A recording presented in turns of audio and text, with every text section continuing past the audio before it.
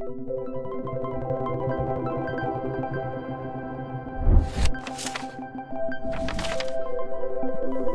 1215, England's King John was doing a lousy job, so some nobles forced him to sign the Great Charter.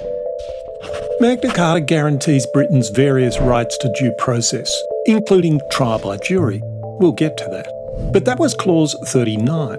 Clause 35 demanded something else, that the king specify standard weights and measures. Why would anyone care about that? Well, without properly enforced standard weights and measures, people didn't know how much grain they were buying. That's pretty important to know, whether you're a medieval merchant or a simple villager. And the king needed to make sure that these standards applied to all sellers. That way, all buyers got the same information so they could compare sellers on a level playing field. That makes the standards a public good. Remember how private and public goods complement each other in building our world? How cars aren't much use without roads, and roads aren't much use without cars. This illustrates our first rule of life. The world is an ecology of private and shared purposes. We drive cars for our own private purposes, but they're no use without roads, which have been built for us all to share so that we can achieve those private purposes. Without both, you can't have either.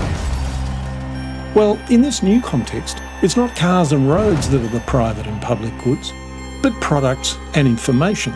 The market might serve up private products for us to choose from, like those cars, but all that choice isn't much use without the public good of accurate information about what each one is like. Yet today, we're in need of a new Magna Carta, because everywhere the public good of information is compromised again and again by private interest. Our video on legal procedure showed how experts can be believed in European courts because they're independently chosen by the judge.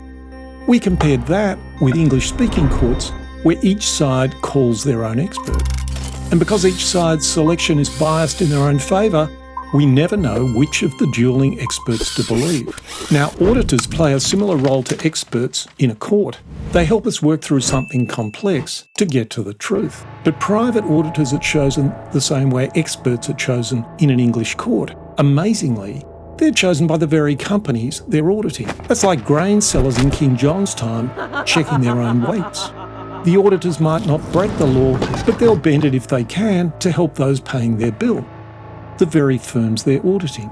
Little by little, practices such as these tilt the playing field in favour of the powerful, the wealthy, and financial insiders.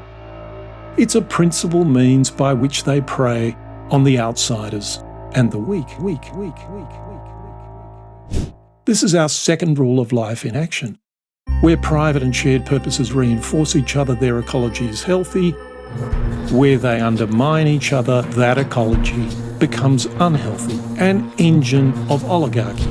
And if you pay attention, you can see this pattern repeating itself again and again throughout our economy and our society. By understanding it, we can start the process of putting it right. We'll continue the story in our next video.